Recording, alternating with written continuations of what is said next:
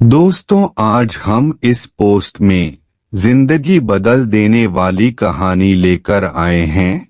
यह कहानी एक युवक के ऊपर आधारित है जो कि वह अपनी जिंदगी में बहुत बड़ा आदमी बनना चाहता था। अगर आप इस कहानी को पूरा सुन लेंगे तो आप अपने जीवन को अच्छे से जी पाएंगे।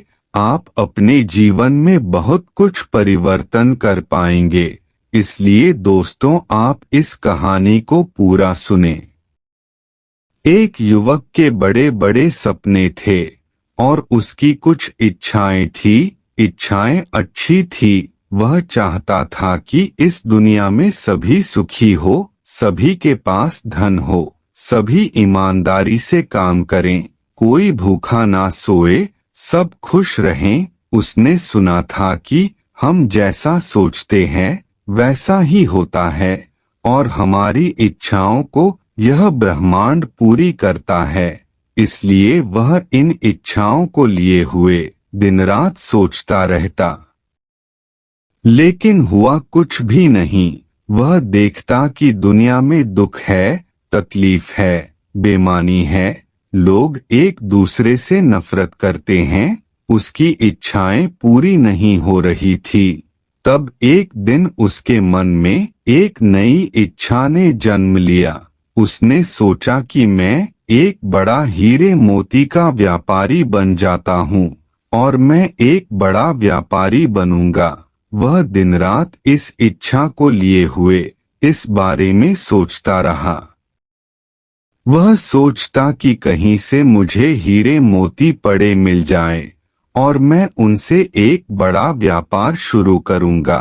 फिर सोचता कि कहीं से कोई सेठ आएगा और मुझे कुछ हीरे मोती देकर जाएगा और वह मेरे व्यापार में सहायता भी करेगा। मैं एक बड़ा व्यापारी बन जाऊंगा और वह सेठ अपनी लड़की से मेरा विवाह करा देगा। तब मेरे जीवन में खुशियां ही खुशियां होंगी। ऐसी ही काल्पनिक सोच वह दिन रात बनाता रहता। लेकिन होता कुछ नहीं।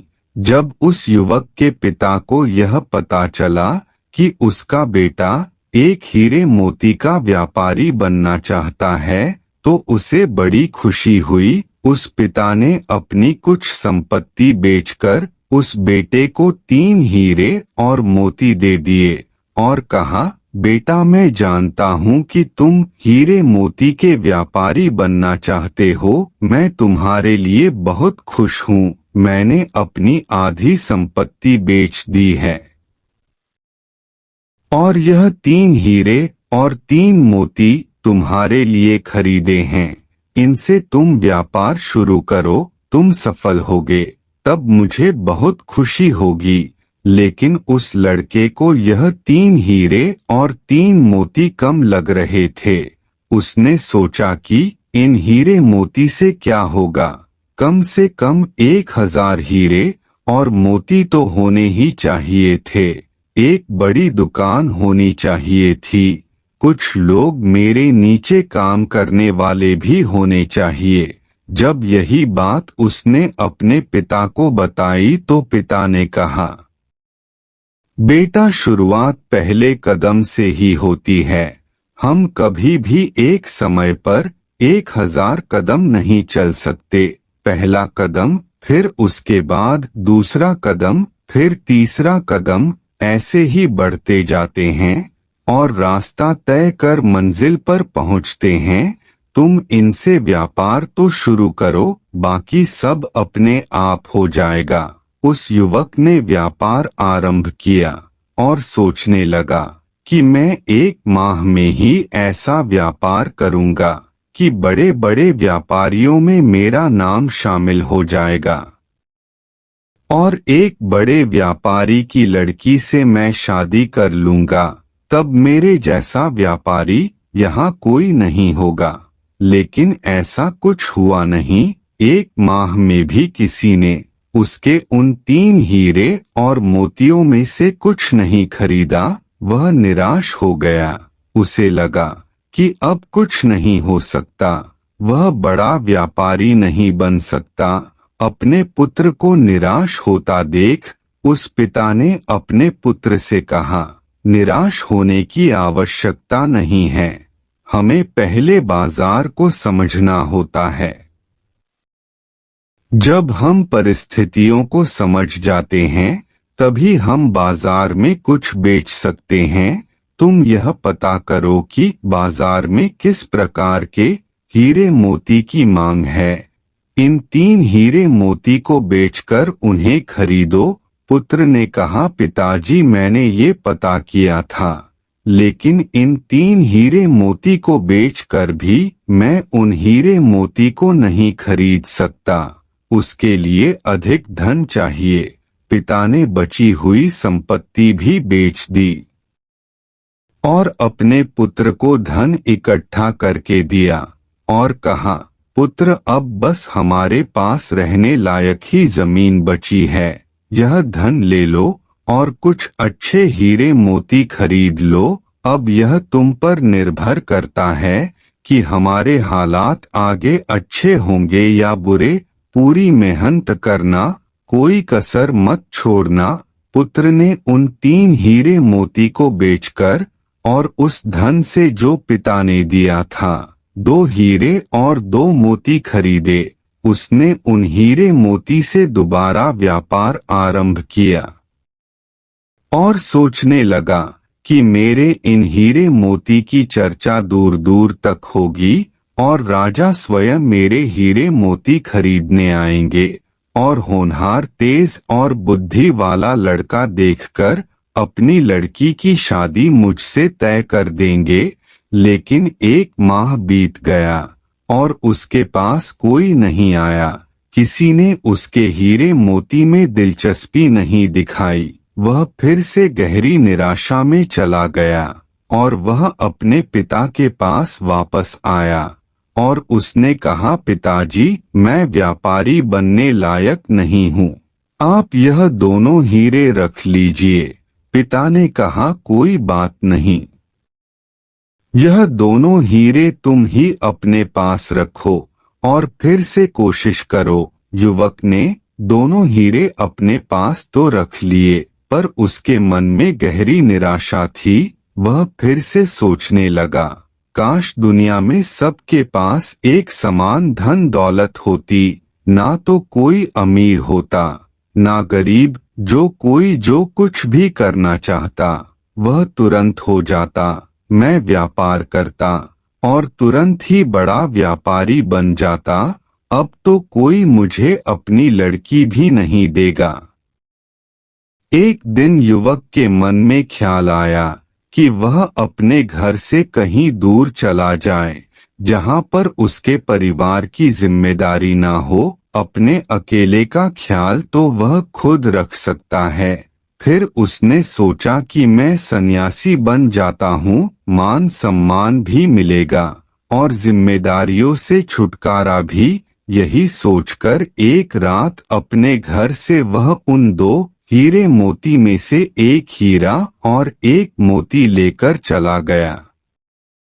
जाते समय उसके ख्यालों में था कि वह बाहर मर्जी की जिंदगी जिएगा, न किसी की रोक टोक होगी और ना ही किसी को जवाब देना होगा और ना ही किसी की जिम्मेदारी होगी। जीवन को पूरी मस्ती में जिएगा। घर से जाते ही उसने वह 1 हीरा और मोती बेच दिया और 6 महीने तक आराम से जिंदगी को काटा। अब उसके पास धन समाप्त हो गया था। उसके पास खाने के लिए भी पैसे नहीं थे और भूख किसी से बर्दाश्त नहीं होती। एक रात वह भूख भूख चिल्लाता हुआ, इस आस में कि कोई उसे भोजन के लिए पूछ लेगा, एक रास्ते पर दौड़ता जा रहा था, लेकिन उसे किसी ने भोजन के लिए पूछा ही नहीं। तब उसे अपने घर की याद आई, अपने पिता और माँ की याद आई, लेकिन वह अब घर कैसे जाए। घर जाने के लिए भी पैसे नहीं थे और ना ही घर जाने की हिम्मत शरीर में बची थी। वह एक पेड़ के नीचे बैठा रो रहा था। तभी उसे एक आवाज आई। उसने आवाज का पीछा किया और देखा एक भिक्षुक नदी के किनारे पर बैठकर जोर से बोल रहा था, जो तुम चाहते हो वही तुम पाते हो, जो तुम चाहते हो वही तुम्हें मिल जाता है। बार बार वह यही बात दोहरा रहा था। युवक उस भिक्षु के पास गया और कहा, जिसे जो चाहिए वह मिल जाता है।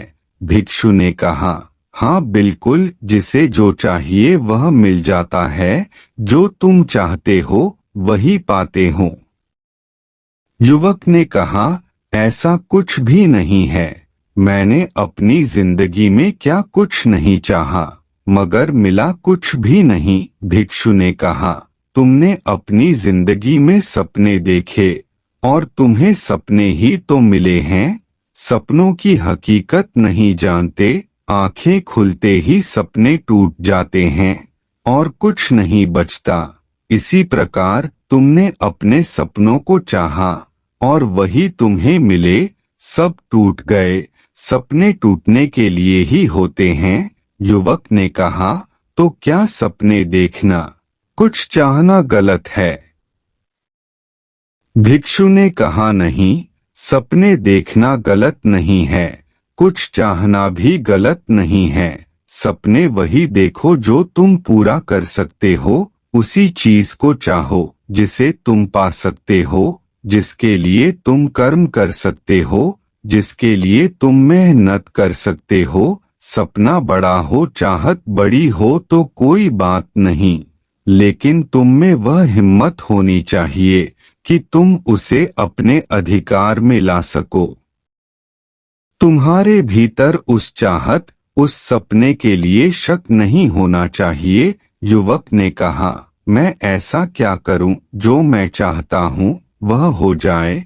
भिक्षु ने कहा, यथार्थ में जियो, काल्पनिक सपनों की दुनिया से बाहर आ जाओ, अपने सामर्थ्य को पहचानो। तुम मुझे बताओ तुम क्या चाहते हो? युवक ने कहा, मैं हीरे और मोती का एक बड़ा व्यापारी बनना चाहता हूँ। भिक्षु ने कहा, बस इतनी सी ही बात, यह काम तो बहुत ही आसान है और तुम बहुत आसानी से कर सकते हो। युवक ने कहा, आसानी से? पर कैसे? मैं तो यह करके देख चुका हूँ, हर बार असफल हुआ हूँ। भिक्षु ने कहा, मैं तुम्हें एक हीरा और एक मोती देता हूँ, इससे व्यापार आरंभ करो, सफलता अवश्य मिलेगी। अपना हाथ आगे करो। युवक ने अपना हाथ आगे कर दिया। भिक्षु ने उस युवक के हाथ पर कुछ रेत उठाकर रख दी और कहा, यह लो पहला हीरा। युवक ने कहा, कहाँ है हीरा? यह तो रेत है, आप मुझे पागल बना रहे हैं। भिक्षु ने कहा, यह रेत नहीं है, यह समय है और समय किसी के लिए नहीं रुकता। जैसे ही तुम अपना हाथ सीधा करते हो, यह नीचे गिर जाता है।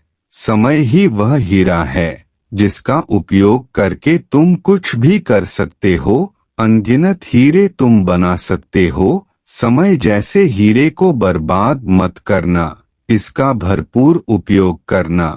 जिसने इस हीरे का इस्तेमाल अपनी जिंदगी में नहीं किया, वह धूल में मिल गया।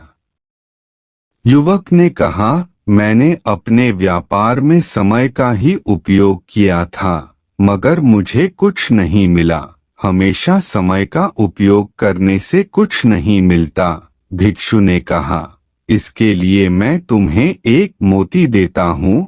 और भिक्षु ने उस युवक के हाथ पर एक कंकड़ रख दिया और कहा, यह वह मोती है जिसका उपयोग करके तुम अपने बुरे से बुरे समय में भी अपने सपने, अपनी चाहत को पूरा कर सकते हो। युवक ने कहा, और यह क्या है? भिक्षु ने कहा, यह मोती धैर्य है, संयम है। अगर तुम समय रूपी हीरे से लाभ नहीं कमा पा रहे हो, तो तुम्हें मोती रूपी धैर्य का प्रयोग करना चाहिए। जब मानव समय और धैर्य का भरपूर उपयोग करता है तब वह जो चाहता है वह पा सकता है। तुम एक बड़े व्यापारी भी बन सकते हो। इनका एक बार उपयोग करके देख लो। मैं तुम्हें विश्वास दिलाता हूँ, अवश्य ही जो तुम चाहते हो वही तुम्हें मिलेगा। युवक को बहुत भूख लग रही थी। भिक्षु ने अपनी झोली से कुछ भोजन उस युवक को खाने के लिए दिया, कुछ धन दिया और कहा, यह मेरे किसी काम का नहीं, तुम्हारे काम का है, तुम इसका इस्तेमाल कर सकते हो। युवक उस धन के सहारे अपने घर वापस लौटा और उसने अपने माता पिता से माफी मांगी। पिता ने अभी तक वह एक हीरा और मोती संभाल कर रखा था। युवक ने पिता से वह हीरा और मोती मांगा और फिर से व्यापार आरंभ किया। एक छोटा व्यापारी बनने में भी उसे 3 साल लग गए, लेकिन इस बार उसने समय के साथ धैर्य का इस्तेमाल किया। लेकिन अगले 2 साल में वह एक बड़ा व्यापारी बन गया और उसकी शादी भी हो गई। लेकिन एक गरीब घर की गरीब लड़की से, जो उसने खुद पसंद की थी, क्योंकि जिस पैसे के कारण पहले वह शादी करना चाहता था, अब वह पैसा तो उसके पास बहुत था। हम अपने जीवन में इच्छाएं तो कर लेते हैं, लेकिन उन्हें पूरा करने के लिए समय का उपयोग नहीं करते। यह हमारी इच्छाएं कुछ ऐसी होती है जो हमारे अधिकार क्षेत्र से बहुत बाहर की होती है। उन्हें अपने अधिकार क्षेत्र में लाना आसान नहीं होता, लेकिन नामुमकिन भी नहीं होता। जैसे अभी कोई कहे कि इस दुनिया के सभी लोग ईमानदार हो जाएं, सुखी हो जाएं, तो क्या ऐसा हो सकता है? बिल्कुल भी नहीं होगा। लेकिन कोई व्यक्ति इसके लिए प्रयास करता है और अपने प्रयास से बहुत हद तक अपने सपने को साकार कर सकता है। तथागत गौतम बुद्ध खुद इसका उदाहरण है। पूरी दुनिया सुख से रहे, यही उनका प्रयास था, और जो भी उनकी शरण में आया उसके दुख हमेशा के लिए समाप्त हो गए। इस दुनिया के बहुत बड़े हिस्से पर उनका प्रभाव है, और वह इसलिए है क्योंकि उन्होंने अपने समय का भरपूर उपयोग किया और हमेशा धैर्य बनाए रखा।